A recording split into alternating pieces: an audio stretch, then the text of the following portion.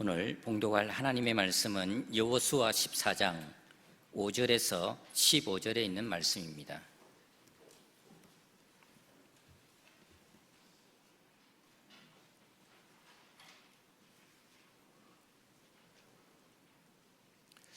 하나님의 말씀입니다. 이스라엘 자손이 여호와께서 모세에게 명령하신 것과 같이 행하여 그 땅을 나누었더라. 그때에 유다 자손이 길갈에 있는 여호수아에게 나아오고 그니스 사람 여분네의 아들 갈렙이 여호수아에게 말하되 여호와께서 가데스 바냐에서 나와 당신에게 대하여 하나님의 사람 모세에게 이르신 일을 당신이 아시는 바라. 내 나이 40세에 여호와의 종 모세가 가데스 바냐에서 나를 보내어 이 땅을 정탐하게 하였으므로 내가 성실한 마음으로 그에게 보고하였고 나와 함께 올라갔던 내 형제들은 백성의 간담을 높게 하였으나 나는 내 하나님 여호와께 충성하였으므로 그날에 모세가 명세하여 이르되 내가 내 하나님 여호와께 충성하였은즉 내 발로 밟는 땅은 영원히 너와 내 자손의 기업이 되리라 하였나이다. 이제 보소서, 여호와께서 이 말씀을 모세에게 이르신 때로부터 이스라엘이 광야에서 방황한 이 45년 동안을 여호와께서 말씀하신 대로 나를 생존하게 하셨나이다. 오늘 내가 85세로되 모세가 나를 보내던 날과 같이 오늘도 내가 여전히 강건하니 내 힘이 그때나 지금이나 같아서 싸움에나 출입에 감당할 수 있으니 그날에 여호와께서 말씀하신 이 산지를 지금 내게 주소서. 당신도 그날에 들으셨거니와 그곳에는 아낙 사람이 있고 그 성읍들은 크고 견고할지라도 여호와께서 나와 함께 하시면 내가 여호와께서 말씀하신 대로 그들을 쫓아내리이다 하니 여호수아가 여분네의 아들 갈렙을 위하여 축복하고 헤브론을 그에게 주어 기업을 삼게 하매 헤브론이 그니스 사람 여분네의 아들 갈렙의 기업이 되어 오늘까지 이르렀으니 이는 그가 이스라엘의 하나님 여호와를 온전히 쫓았음이라. 헤브론의 옛 이름은 기럇 아르바라. 아르바는 아낙 사람 가운데에서 가장 큰 사람이었더라. 그리고 그 땅에 전쟁이 그쳤더라. 아멘. 할렐루야. 모세를 이어 이스라엘의 지도자가 된 여호수아는 이제 가나안 땅을 이스라엘 12지파에 분배합니다. 이스라엘의 왕들을 다 진멸하고 그 땅을 12지파에게 분배하는 내용이 본문 5절에 기록되어 있습니다. 이스라엘 자손이 여호와께서 모세에게 명령하신 것 같이 행하여 그 땅을 나누었더라 라고 말씀하고 있습니다. 사실 왕들은 진멸했지만 아직 그 땅의 곳곳에 가나안 족속들이 남아 있었습니다. 그러므로 땅을 분배한 이후에는 각 지파별로 전쟁을 해서 그 남은 잔당을 다 소탕해야 되는 그런 과제가 남아 있었던 것입니다. 그런데 오늘 우리가 읽은 본문에 보면 한 사건이 일어납니다.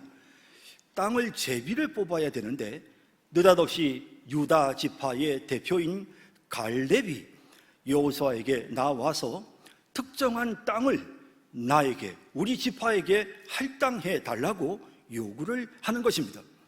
그는 지금 갈렙은 지금 여호수아에게 헤브론 땅을 달라고, 지금 자신에게 그 땅을 달라고 45년 전 하나님이 약속하셨던 말씀을 언급하면서 그 땅을 나에게 달라고 요구하고 있습니다.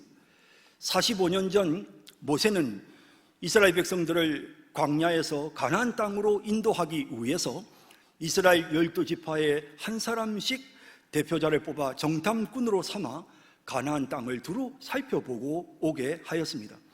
그런데 전쟁을 앞두고 그 땅을 점령하기 위해 정탐꾼을 보내었는데 그 정탐꾼 12명 중에 10명이 그 땅에 가보니 너무도 키가 큰 거인 족속이 있으므로 우리는 아무리 생각해봐도 이 전쟁에서 승리할 수가 없다라고 절망적인 보고를 하였습니다.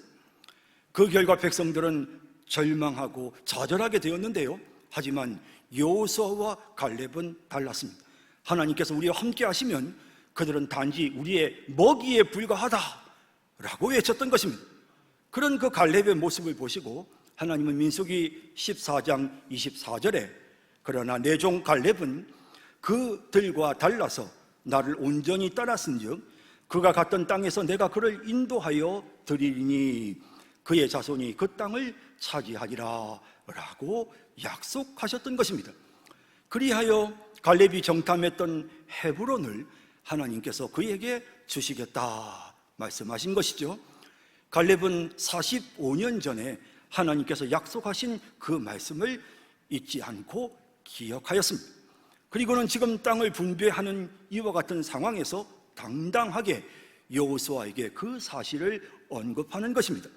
6절에서 9절에 그때에 유다 자손이 길갈에 있는 여호수아에게 나오고 그니스 사람 여분네 아들 갈렙이 여호수아에게 말하되 여호와께서 가데스 바네아에서 나와 당신에게 대하여 하나님의 사람 모세에게 이르신 일을 당신이 아시는 바라. 내 나이 40세에 여호와의 종 모세가 가데스 바네아에서 나를 보내어 이 땅을 정탐하게 하였으므로 내가 성실한 마음으로 그에게 보고하였고 나와 함께 올라갔던 내 형제들은 백성의 간담을 높게 하였으나 이 정탐꾼 10명의 이야기를 듣고 백성들이 다 이제 절망을 해서 울고 애굽으로 돌아가겠다고 막 했던 그 상황을 말하는 것입니다. 백성의 간담을 높게 하였으나 나는 내 하나님 여호와께 충성하였으므로 그날에 모세가 맹세하여 이르되 내가 내 하나님 여호와께 충성하였은즉 내 발로 밟는 땅은 영원히 너와 내 자손의 기업이 되리라 하였나이다. 이렇게 모세를 통해 주신 하나님의 약속의 말씀을 갈렙이 기억하면서 당당하게 여호수아에게 그 땅을 그 산지를 내게 주소서라고 요구합니다. 12절에 그날에 여호와께서 말씀하신 이 산지를 지금 내게 주소서. 당신도 그날에 들으셨거니와 그곳에는 아낙 사람이 있고 그 성읍들은 크고 견고할지라도 여호와께서 나와 함께 하시면 내가 여호와께서 말씀하신 대로 그들을 쫓아내리이다 라고 말하는 것입니다. 사실 헤브론 땅은 모든 이스라엘 지파들이 기피하는 땅이었습니다. 이스라엘 백성들을 절망케 했던 거인 족속들의 본거지였기 때문에 혹시라도 헤브론 땅이 당첨되면 그것은 정말 그들에게 두렵고 걱정스러운 일이 될 수밖에 없었던 것입니다. 하지만 갈렙은 하나님의 약속의 말씀을 믿었습니다. 하나님이 함께 하시면 능히 이 거인 족속 아낙 자손들을 내쫓을 수 있다는 믿음이 있었기 때문에 그래서 어찌 보면 모두가 다 싫어하는 그 땅을 당당하게 자신에게 달라고 요구할 수 있었던 것입니다. 여호수아는 그 땅을 갈렙의 요구대로 그에게 주었습니다. 그리고 갈렙은 거인 족속을 다 몰아내고 헤브론을 점령하기에 이릅니다. 13절 14절에 여호수아가 여분네 아들 갈렙을 위하여 축복하고 헤브론을 그에게 주어 기업을 삼게 하며 헤브론이 그니스 사람 여분네의 아들 갈렙의 기업이 되어 오늘날까지 이르렀으니 이는 그가 이스라엘의 하나님 여호와를 온전히 쫓았음이라 라고 말씀하고 있는 것입니다. 헤브론은 이제 갈렙의 손에 넘어옵니다.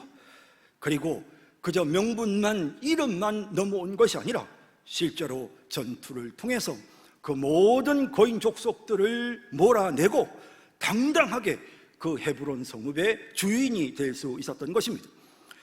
자, 이렇게 오늘 본문은 갈렙이 이와 같은 놀라운 승리를 거둘 수 있었던 이유가 바로 이스라엘의 하나님 여호와를 온전히 쫓았기 때문이다 라고 말씀하고 있습니다. 여러분, 이 여호와를 온전히 쫓았다. 그래서 하나님께서 이제 그에게 승리를 주셨는데요, 이 뜻이 여러분 무엇이겠습니까? 여호와를 온전히 좇는다라고 번역된 이 문장의 히브리어 원어는 말레 아하르 예호와입니다. 말레라는 말은 가득 채운다라는 뜻이고 아하르 예호와라는 말은 여호와의 뒤에라는 뜻입니다. 이 문장이 굉장히 중요합니다. 왜냐하면 그 뒤에도 그 앞에도 계속 이 문장이 나옵니다. 말레 아하르 예호와라는 이 문장의 의미는 갈렙의 삶이 항상 하나님 뒤에 있는 것으로 채워졌다. 그의 인생은 하나님 뒤에 머무르는 것으로 가득 찼다라는 뜻인 것입니다. 여러분 8절과 9절에도 사실은 이 말레 아하르 예호와라는 문장이 나오는데요, 나는 내 하나님 여호와께 충성하였으므로 그날에 모세가 맹세하여 이르되 내가 내 하나님 여호와께 충성하였은즉 내 발로 밟는 땅은 영원히 너와 내 자손의 기업이 되리라 하였나이다 라고 할 때, 여기 나오는 이 여호와께 충성하였으므로, 여호와께 충성하였은즉 이라고 하는 이 단어도 한글 성경은 이렇게 좀 다르게 앞서 보았던 온전히 여호와를 쫓았다라는 단어와 다르게 번역을 했지만, 실제로 이 단어의 히브리어는 앞서 말씀드린 말레 아하르 예호와입니다. 이처럼 갈렙의 삶이 항상 여호와 뒤에 머물러 있는, 항상 하나님께 딱 붙어서 그 뒤에 머물러 있는 삶으로 가득 채워졌다는 것입니다. 그래서 하나님께서 갈렙에게 은혜를 베푸셨고 그의 인생을 가로막고 있던 모든 높고 높은 장벽을 극복할 수 있었다라고 그렇게 오늘 본문이 우리에게 말씀하고 있는 것입니다. 그 결과 15절에 보면 헤브론의 옛 이름은 기럇 아르바라. 이 아르바는 아낙 사람 가운데에서 가장 큰 사람이었더라. 그리고 그 땅에 전쟁이 그쳤더라. 이 헤브론이라는 성읍은 그 키가 큰 거인 족속 아낙 자손들 중에서도 가장 키가 큰 아르바라는 사람들이 살던 성읍입니다. 그럼에도 불구하고 갈렙은 그 성을 점령했고, 뿐만 아니라 그가 그 성을 점령함으로써 이스라엘의 전쟁이 그쳤다라고 말씀하고 있는 것입니다. 얼마나 영광스러운 이야기입니까? 한 방으로 전쟁을 끝내버린 것입니다. 수년간 계속되었던 이 전쟁이 정말 이 갈렙의 이 강력한 한 방으로 마무리가 되었습니다. 하나님은 이처럼 갈렙을 위대한 하나님의 사람으로 쓰신 것입니다. 여러분, 갈렙이 이렇게 하나님 앞에 귀하게 쓰임 받을 수 있었던 이유가 무엇이라고 했습니까? 말레 아하르 예호와. 그의 삶은 항상 하나님 뒤에 머물러 있었습니다. 그는 항상 하나님 뒤에 딱 붙어 있었습니다. 그래서 그의 삶의 인생의 그 많은 장벽들을 그가 다 넘어서고 극복할 수 있었던 것입니다. 자, 이제 본문을 살펴보면서 우리가 갈렙처럼 하나님의 말씀을 믿고 항상 하나님 뒤에 딱 붙어 있으면 우리가 어떤 인생의 장벽을 극복할 수 있는지를 여러분들과 함께 생각해 보겠습니다. 우리가 믿음으로 인생의 장벽을 극복하는데요, 어떤 장벽을 극복할 수 있는가? 첫째는 차별의 장벽을 극복할 수 있습니다. 여러분, 갈렙을 오늘 우리가 읽은 본문에 유다 지파의 대표라고 말씀하고 있습니다. 그런데 흥미롭게도 그를 본문 6절에 이렇게 소개합니다. 그는 그니스 사람 여분네의 아들 갈렙이다 라고 말합니다. 여러분, 그는 그니스 사람입니다. 원래 유다 지파 사람이 아니고 그의 신분은 그니스, 그의 출신은 그니스입니다. 여러분, 그니스는 사실 이 가나안 족속들 중에 한 족속입니다. 그러므로 그는 멸망받아야 될 그런 이방 족속의 출신인 것입니다. 여러분, 이렇게 갈렙은 유다 지파 사람이 아니라 그는 사실은 이방인이었던 것입니다. 그럼에도 불구하고 그는 하나님을 믿고 의지했고 하나님 뒤에 딱 붙어 있음으로써 유다 지파의 대표가 되는 그런 엄청난 일들이 일어난 것입니다. 역사적으로 이스라엘 민족의 집단 이기주의는 정말 세계적 유래를 찾아볼 수 없을 만큼 유명합니다. 그들이 얼마나 이방인들을 차별하는지 모릅니다. 그 12지파 중에서도 특히 유다 지파는 더 심합니다. 유다 지파의 후손인 유대인들은 역사적으로 똘똘 뭉쳤습니다. 집단 이기주의의 모습으로 세계 모든 사람들에게 미움을 받았고, 그래서 1, 2차 세계대전 때 유대인들이 그렇게 많이 학살당하게 되었던 그런 이유가 되었던 것입니다. 지금도 이 유대인들은 세계 각국의 어느 곳에 있든지 자기들끼리 똘똘 뭉칩니다. 그리고 유대인 공동체가 함께 합작해서 전 세계의 금융시장을 장악하고 있습니다. 여러분, 그러니 이 유대인들의 부류 속에 다른 누군가가 끼일 수 있는 틈이 없었던 것입니다. 그런 유다 지파에서, 여러분, 이런 성향을 갖고 있는 이 유다 지파에서 이방인 출신이었던 갈렙이 그 지파의 대표자가 되었다는 것은 그가 정말 인생의 높은 장벽을 넘어섰다, 극복해냈다라는 사실을 우리에게 분명하게 보여주는 것입니다. 차별은 어느 곳에나 있습니다. 어디를 가든지 주류와 비주류가 있습니다. 주도하는 세력과 주도권을 잃고 소외되는 세력이 있습니다. 그래서 이런 소외되는 세력이 되지 않고 주도하려고 정치하는 사람들은 선거에서 목숨을 거는 것입니다. 여러분, 대부분의 도시들이 다른 지역에 있는 사람들, 외지인들이 적응하는데 굉장히 어려운 그런 상황이 됩니다. 그러니 그 도시 출신들은 주류가 되는 경우가 많고, 그 도시가에서 출생하지 않고 다른 데서 이주해 온 그런 외지인들은 비주류가 되는 경향이 많습니다. 교회 안에서도 마찬가지입니다. 오랫동안 정말 그 부모 세대부터 계속해서 교회를 지킨 분들은 주류가 되고, 새롭게 교회에 새신자로 등록하는 분들은 비주류가 되는 그런 일들도 많은 것입니다. 누구나 연고가 없는 곳으로 가면 처음에는 외지인이 되고 일종의 차별을 경험할 수밖에 없습니다. 그 벽을 넘어서는 것이 정말 쉽지 않습니다. 가깝게 오랜 세월 함께 지내면서 그들끼리 형성한 이 단단한 결속력을 뚫고 그들 속으로 들어가는 것은 참으로 힘든 일인 것입니다. 하지만 믿음의 사람들은 그 비주류에 있음에도 불구하고 주류 한가운데로 들어가게 되는 것입니다.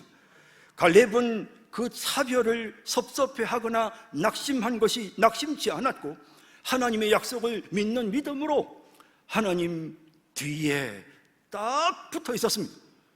그런 그의 태도로 그는 주류 중에 주류가 될 수 있었던 것입니다. 성경에는 그런 인물들이 참 많습니다. 이방 여인이었고 비천한 신분이었던 기생 라합, 그녀는 창녀였습니다. 그런데 그 여인이 하나님을 믿는 믿음을 가졌습니다. 그 결과 그녀는 유다 지파 다윗 왕의 조상이 되었고, 예수 그리스도를 탄생케 하는 족보에 그 이름을 올릴 수가 있었던 것입니다. 비주류였던 그 여인이 정말 주류 중에 주류가 된 것입니다.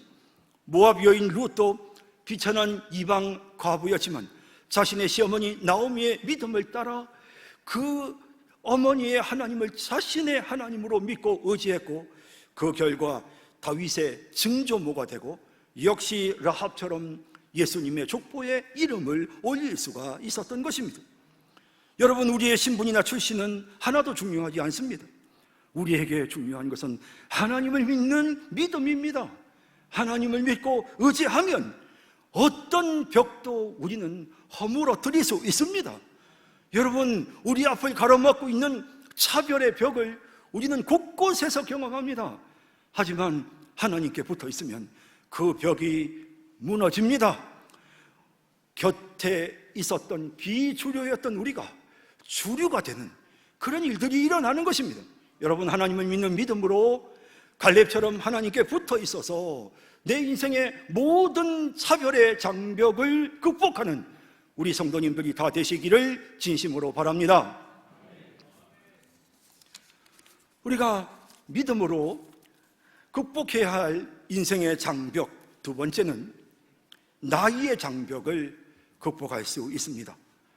우리 말에 세월 이기는 장사가 없다, 나이 이기는 장사 없다라는 말이 있습니다. 아무리 체력을 관리해도 세월이 흘러가면 몸이 따라주지 않는 것이 느껴집니다. 마음은 청춘인데 몸이 말을 안 듣습니다. 그래서 절망하게 되지요. 좌절하게 됩니다. 박수 칠 때 떠나라 라는 그 말처럼 나이가 들면 자꾸 떠날 준비를 합니다. 그래도 사람들이 인정하고 알아줄 때 빨리 깨끗하게 털고 물러나야지, 이런 생각을 하면서 뒷사람에게 물려주고 떠나는 것이 최선인 것처럼 생각하는 사람들이 많습니다. 하지만 갈렙은 그렇지 않았습니다. 85세가 되었지만 그는 물러서지 않았습니다. 본문 10절에서 12절을 보면 이렇게 갈렙이 말합니다. 이제 보소서, 여호와께서 이 말씀을 모세에게 이르신 때로부터 이스라엘이 광야에서 방황한 이 45년 동안을 여호와께서 말씀하신 대로 나를 생존하게 하셨나이다. 오늘 내가 85세로 돼 모세가 나를 보내던 날과 같이 오늘도 내가 여전히 강건하니 내 힘이 그때나 지금이나 같아서 싸움에나 출입에 감당할 수 있으니 그날에 여호와께서 말씀하신 이 산지를 지금 내게 주소서 라고 여호수아에게 갈렙이 요구하고 있는 것입니다. 하나님께서 나를 85세가 되도록 살려놓으신 이유는 하나님의 뜻을 이루기 위해서다. 하나님께서 약속하신 그 말씀이 이루어지도록 하시기 위함이고, 나는 하나님께 그 사명을 받은 사람이라 하나님이 내 생명을 여기까지 연장시켜 주신 것이다 라고 그렇게 믿었던 것입니다. 사실 85세가 된 어른이기 때문에 젊은 사람들이 전쟁하고 싸워서 후배들이 땅을 빼앗고 그리고 자신에게 어른 대접을 해줄 거니 그냥 가만히 앉아서 대접받으며 살면 되는 것입니다. 하지만 그는 그렇게 하지 않았습니다. 담대하게 그는 싸움터로 나간 것입니다. 나이가 들어도 정정하게 갈렙처럼 사시는 분들이 얼마나 많은지 모릅니다. 우리 교회 남자 성도님들 중에서 가장 연세가 많으신 분은 96세가 되시는 우리 유인옥 목사님, 원로 목사님과 또 우리 소효석 집사님이십니다. 100세에 가까우신데도 얼마나 정정하신지 모릅니다. 우리 소효석 집사님은 주일 예배 안 빠지십니다. 배낭 딱 메고, 그리고는 아주 씩씩하게 교회에 오셔서 예배 드리시고, 가끔씩은 또 저한테 전화도 하셔서 또 이런 거 저런 물어보시고 또 본인의 의견도 말씀하십니다.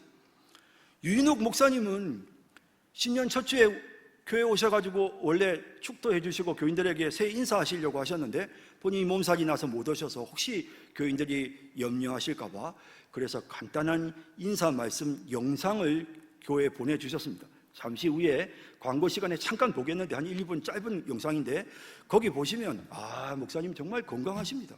96세라도 60세라도 정신이 말짱하시고 얼마나 건강하신지 얼마나 열심히 기도하시는지 모릅니다. 또 92세가 되신 우리 정의성 목사님은 재작년에 성경 전체 필사를 하셨습니다. 여자분들 중에도 80세, 90세이신 분들이 새벽기도 참 열심히 나오십니다. 정말 우리 곽정양 집사님 90세이신데 진짜 열심히 나오십니다. 안 빠지십니다. 우리 송차숙 권사님 안 빠지십니다. 우리 김월분 권사님이나 우리 강용선 집사님도 새벽기도에 안 빠지고 열심히 나오십니다. 90세가 되신 우리 정옥순 집사님이나 곽정양 집사님은 성경도 정말 많이 읽으십니다.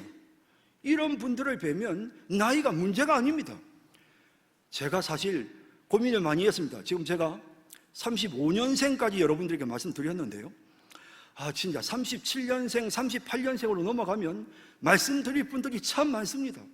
열심히 하시는 분들이 너무 많습니다.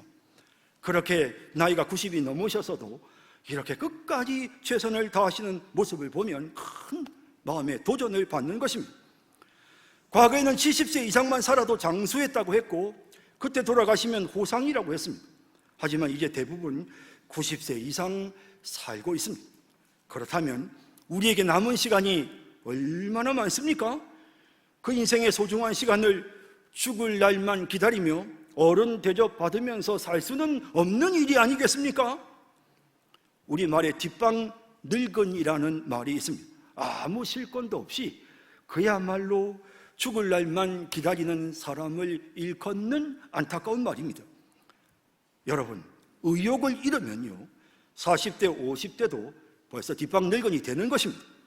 하지만 의욕이 있으면 80대, 90대도 절대 뒷방 늙은이 안 됩니다. 나이가 들면 더 성숙해집니다. 나이가 들면 더 지혜로워집니다. 인생의 수많은 경험을 통해서 더 노련해집니다.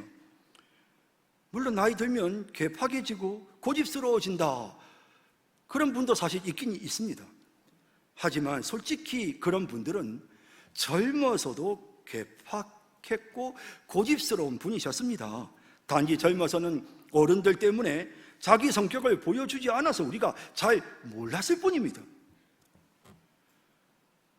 만일에 여러분들에게 정말 아주 소중한 그런 가게가 하나 있습니다. 작은 가게가 하나 있는데 이 가게를 정말 믿고 맡길 사람을 지금 찾고 있습니다. 이 가게를 내가 누군가에게 맡겨야 되겠다. 자, 그런데 여러분, 후보가 딱 두 사람입니다. 지금의 나와 30년 전, 40년 전의 나, 이렇게 두 사람이 후보라고 한다면 여러분은 누구에게 그 가게를 맡기겠습니까? 물론 나이든 내가, 지금 나이든 내가 건강하니까, 건강하다고 봤을 때 똑같이 건강한데, 그런데 30대의 나와 그리고 70대의 나, 60대의 나, 여러분 50대의 나, 둘 중에 어떤 사람에게 이 가게를 맡기겠습니까? 여러분, 저는 가만히 생각해 보니까 무조건 저는 지금의 나에게 맡길 것 같습니다. 30대, 40대의 내 모습은 생각해 볼수록 철이 없었습니다. 부끄러운 일이 너무 많았습니다. 이제야 조금 철이 들어가는 것 같은 느낌이 듭니다. 하루하루 이제 철이 듭니다. 이제 정신 차리고 철 들려고 하니까 뭐 이제 죽을 때 됐다, 뭐 은퇴한다, 뭐 이런 말들을 사람들이 하시는데요, 정말 그런 것 같습니다. 여러분, 나이 들면 아무 일도 하지 말아야 합니까? 아닙니다. 여러분, 나이 드신 분들도 얼마든지 일할 수 있고 얼마든지 지혜롭게 더 많은 일을 할 수 있으며, 나이 드신 분들이 열심히 하면 하나님께 더 영광이 돌아갑니다. 젊은 사람들도 크게 자극을 받습니다. 저렇게 연세 드신 분들이 열심히 하시는데 우리도 좀 열심히 해야 되겠구나, 저 연세도 저런 일을 하시는 거 보면 참 하나님이 능력을 주시는가 봐, 여러분, 그런 마음들이 드는 것입니다. 운동선수가 마라톤 경기를 하고는 마지막 결승전 탁 끊고 들어왔습니다. 그런데 막 힘이 쌩쌩 남아가지고 말이죠, 사람들하고 인사하고 막 그냥 생글생글 웃으면서 막 돌아다닙니다. 여러분, 우리는 그런 운동선수를 보면 실망합니다. 끝까지 최선을 다해야 되는데 남아있는 힘이 있다면 우리는 정말 그런 사람들을 보면 실망스러운 것입니다. 여러분, 바울은 나의 달려갈 길을 마치고 믿음을 지켰다고 그렇게 고백하고 있습니다. 우리의 인생이 끝나는 그 순간 정말 열심히 살았습니다. 마지막 순간까지 최선을 다해서 달려왔습니다 라고 그렇게 고백할 수 있도록 여러분, 우리 나이의 장벽을 넘어서야 합니다. 여러분, 나이의 장벽을 넘어서야 하는 것입니다. 85세 갈렙이 이렇게 앞장서서 이스라엘을 구하고 전쟁을 끝냈습니다. 여러분, 우리도 할 수 있습니다. 하나님의 말씀을 믿고 하나님 뒤에 딱 붙어 있으면 우리 앞에 있는 나이의 장벽을 능히 넘어설 수 있을 줄로 믿습니다. 나이는 숫자에 불과합니다. 여러분들의 나이가 어때서요? 여러분, 나이의 장벽을 극복하고 정말 갈렙처럼 하나님 앞에 쓰임받는 여러분 모두가 되시기를 주님의 이름으로 축복합니다. 셋째는 능력의 한계라는 장벽을 극복할 수 있습니다.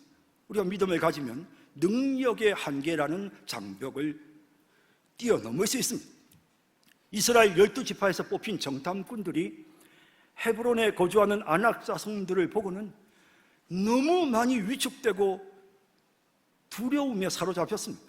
민수기 13장 32절에서 33절에 보면 정탐꾼들이 이스라엘 자손 앞에서 그 정탐한 땅을 악평하여 이르되 우리가 두루다니며 정탐한 땅은 그 거주민을 삼키는 땅이요 거기서 본 모든 백성은 신장이 장대한 자들이며 거기서 네피림의 후손인 아낙 자손의 거인들을 보았나니 우리는 스스로 보기에도 메뚜기 같으니 그들이 보기에도 그와 같았을 것이니이다. 겁이 나서 무서워서 자기를 그 키 큰 사람들과 비교하면서 우리는 메뚜기밖에 안 돼 라고 스스로 위축된 이 연약한 모습을 보십시오. 더군다나 이 헤브론은 아낙 자손 중에서도 가장 키가 출중한 아르바의 성읍이었습니다. 거인 족속인 아낙 자손은 고대 영웅들이었고 침략자였던 네피림의 후손이었습니다. 여러분, 아낙 자손이 얼마나 키가 컸느냐 하면 아낙 자손의 후손으로 추정되는 대표적인 사람이 바로 골리앗입니다. 골리앗의 키가 6규빗 한밤 3m입니다. 여러분, 3m 얼마나 여러분 큰 키인지 모릅니다. 3m짜리 인형을 한번 세워놓는다고 한번 생각해 보십시오. 여러분, 얼마나 큰지 모릅니다. 그 앞에서 모든 사람들은 다 위축되고 능력의 한계를 경험했습니다. 하지만 여러분, 갈렙은 믿음으로 이 체력의 열쇠를 극복합니다. 도저히 극복할 수 없는 능력의 한계를 그는 무너뜨렸습니다. 하나님의 도우심을 힘입어서 아낙 자손을 물리치고 이스라엘의 전쟁을 깨끗이 마무리 지은 것입니다. 우리 인생에 참으로 우리의 힘과 능력으로 극복할 수 없는 그런 능력의 한계라는 장벽이 있습니다. 소년 다윗도 골리앗 앞에서 그와 같은 것을 느꼈을 것입니다. 하지만 그는 믿음으로 나아가 골리앗을 쓰러뜨렸습니다.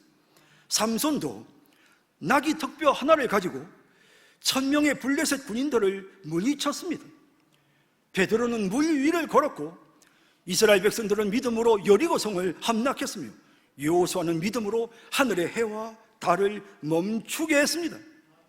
믿음은 인간이 가진 능력의 한계를 넘어서게 합니다. 역사와 기적을 일으키는 것입니다.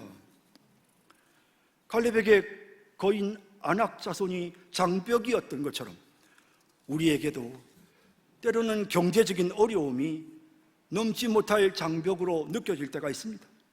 학벌이 장벽이 될 수도 있습니다. 건강이 좋지 않고 체력이 약한 것이 장벽이 될 수 있습니다. 경기 불황이나 코로나 상황이 우리가 가는 길에 장벽이 될 수도 있습니다. 젊은이들이 취업하기 힘든 이 상황들이 장벽이 될 수 있습니다. 하지만 어떤 장벽이 우리 앞을 가로막는다 하더라도 하나님의 말씀을 믿고 하나님 뒤에 딱 머물러 있으면, 하나님께 딱 붙어 있으면 그 장벽을 능히 넘어설 수 있다는 사실을 믿으시는 우리 성도님들 모두가 다 되시기를 주님의 이름으로 축원합니다. 이제 말씀을 맺겠습니다. 갈렙은 하나님께 충성하는 사람이었고 온전히 여호와 하나님을 좇는 사람이었습니다. 그는 자신의 인생 전부를 하나님 뒤에 붙어 있는 시간으로 가득 채운 사람이었습니다. 여러분, 우리 하나님이 뒤에 다 붙어 있으십시다. 하나님의 그늘 아래에 숨읍시다. 하나님 바라보고 하나님 의지합시다. 내 생각을 앞장 세우는 것이 아니라, 내 고집을 앞장 세우는 것이 아니라, 세상 사람들의 생각을 앞장 세우는 것이 아니라 하나님이 앞서가시고 우리는 그 뒤를 따라가는 그런 삶을 살아야 되지 않겠습니까? 우리 인생에 너무도 많은 장벽이 있지만 오늘 이 갈렙의 모습을 생각하면서 하나님 뒤에 서서 인생의 모든 장벽을 극복하고 하나님이 주시는 크고 놀라운 은혜를 경험하는 우리 성산교회 모든 성도님들이 다 되시기를 주님의 이름으로 축원합니다. 기도하겠습니다. 자비로우신 하나님, 이 말씀을 우리의 마음에 새기고 하나님 바라봅니다. 하나님께 딱 붙어 있겠습니다. 하나님 뒤에만 있겠습니다. 하나님 앞서 이끄시고 인도하소서. 하나님 교만해서 때로는 우리가 앞장서려고 할 때가 있습니다. 하나님 절대로 그렇게 하지 마시고 하나님 뒤에 머물러 있게 하소서. 하나님만 바라보고 하나님만 따르게 하셔서 하나님, 우리 성도님들 앞에 있는 육신의 연약함의 장벽들, 경제적인 어려움의 장벽들, 이런저런 힘든 넘지 못할 산을 넘을 수 있게 도와주시고, 정말 이 산지를 내게 주소서 소망을 잃지 않고 꿈을 가지고 하나님께 나아갈 수 있는 그런 우리 성도들 모두가 되게 하여 주옵소서. 예수님의 이름으로 기도드립니다. 아멘.